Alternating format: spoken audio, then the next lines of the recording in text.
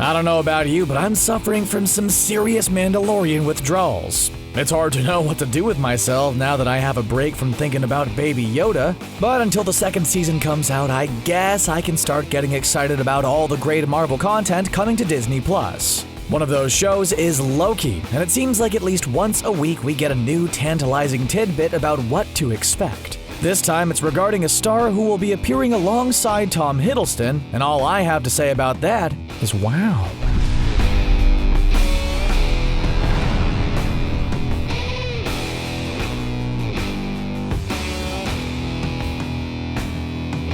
If you couldn't tell from my definitely amazing and 100% accurate impression, it's none other than Owen Wilson, who will be appearing on Loki. The story was confirmed by Variety, but we don't yet know what part Wilson will be playing.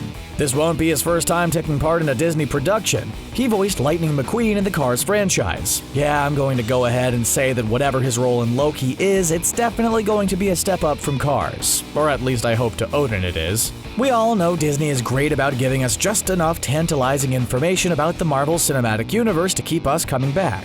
Personally, I find that these little factoids pair perfectly with my wild speculation, so let's talk about what role Wilson may be playing. There's no shortage of great Marvel characters to choose from, but I have a few in mind that seem to be the most likely. One of them is Eric Masterson, who is one of the many comic book characters to have experienced wielding Mjolnir. Once upon a time, he was an architect in New York when he made the acquaintance of a construction worker named Sigurd Jarlsson.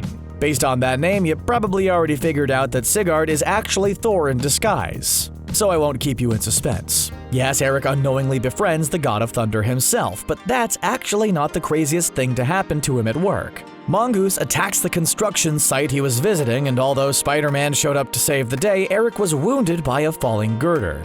Thankfully, his new pal Thor was there to rush him to the hospital and save him a nasty copay from the ambulance company. But while that might be an advantage of being friends with Thor, there are plenty of downsides, as Eric soon found out. Like when he was kidnapped by Mongoose in order to lure Thor to him.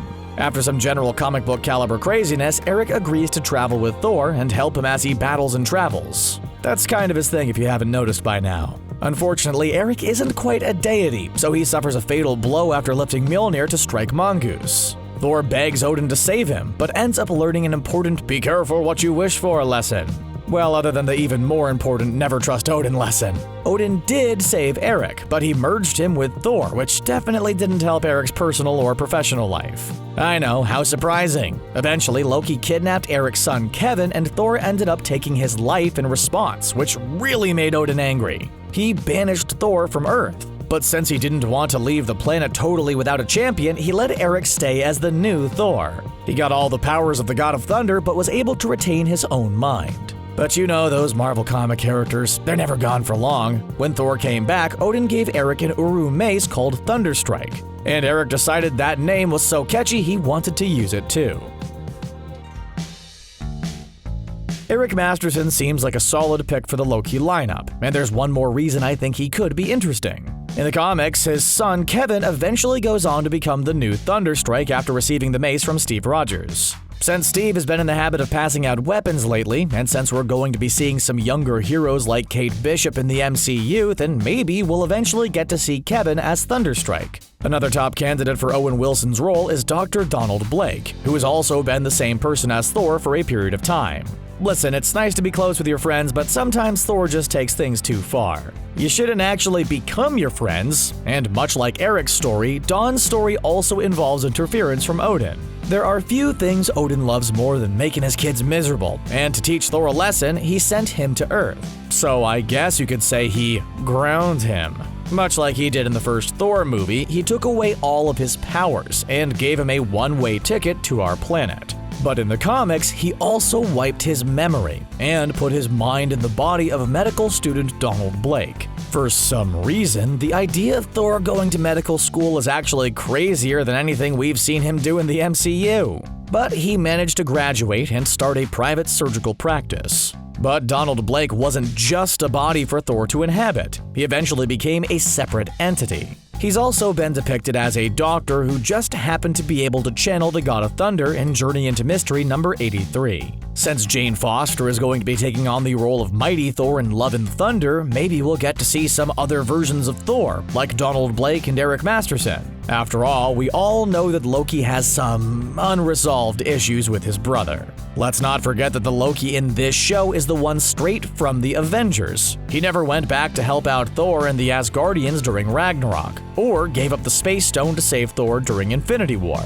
He hasn't even really started his redemption arc yet, and he's fresh out of being controlled by the Mind Stone and undergoing a very public and humiliating defeat. Having Chris Hemsworth's Thor around would probably make the show less about Loki, which would make the title a big fat lie. But having a different version of Thor might be a cool way to cram in some of that brotherly love we're so fond of seeing in the MCU. Plus, can you imagine seeing Owen Wilson acting as Chris Hemsworth acting as Thor? I'm just saying, I wouldn't hate finding out what that's like. To help you figure out where Owen Wilson might fit in, let's talk about what Loki will be about. Tom Hiddleston claims that while his character is definitely more villainous now than we saw him during Ragnarok and Infinity War, that doesn't mean he's going to end up that way. After all, he went through a redemption arc once. He can do it again. Hiddleston revealed that our favorite trickster god is going to be facing a whole new set of challenges, but that he's prepared to face them with his classic arsenal,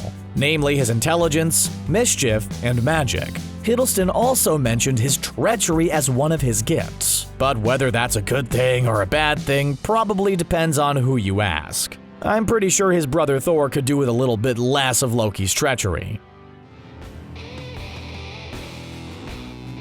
But Hiddleston does say that we can expect to see Loki going up against more formidable opponents, which is saying something considering he's faced down the Avengers. I mean, he didn't win, but he still fought against them. It will definitely be interesting to see how Loki's character development in the show differs from what we saw in the MCU.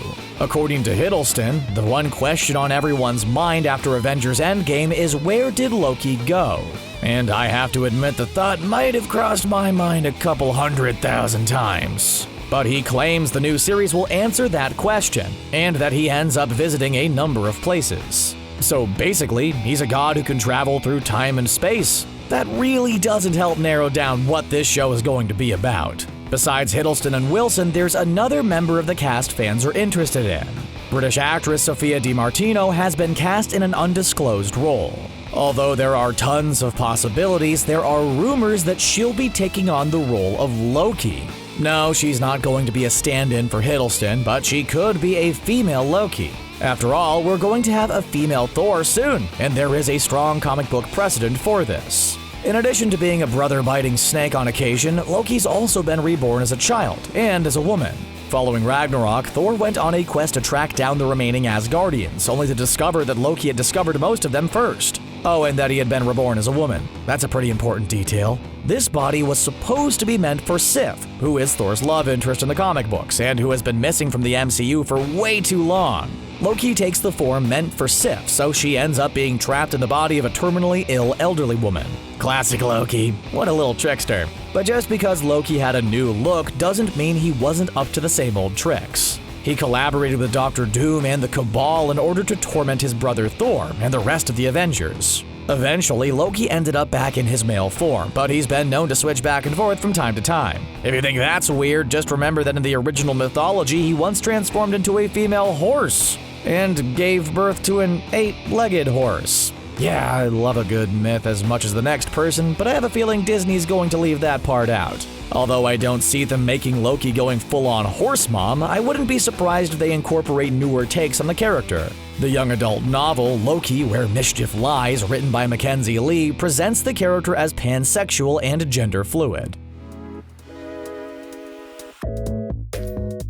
Another rumor about the Loki show is that it will somehow connect to the upcoming movie Doctor Strange in the Multiverse of Madness. When magic and the multiverse are involved, you know things are going to get real weird. And frankly, I'm here for it. In the comic books, a female version of Loki disguises herself as the Scarlet Witch. and leads her own team of Avengers for a while. Since we know Wanda Maximoff is going to be a major player in both the Doctor Strange sequel and the show WandaVision, it would be interesting to see if her story will cross over with Loki. Maybe if Wanda ends up in a different time period in order to be with Vision, there will be an opening for a Scarlet Witch imposter. Plus, who am I kidding? In my opinion, the more Loki, the better. While there aren't a ton of details out about Loki yet, what we do know is definitely exciting. There is so much great comic book material out there to work with that I have a feeling soon I'll be watching the show and thinking, wow. Well, what do you think about Owen Wilson appearing in Loki? Are you excited to see this celeb join the cast, or do you think the role should have gone to somebody else? Share your opinions with us in the comments section below, and then click on that subscribe button for more videos from CBR. Bye for now.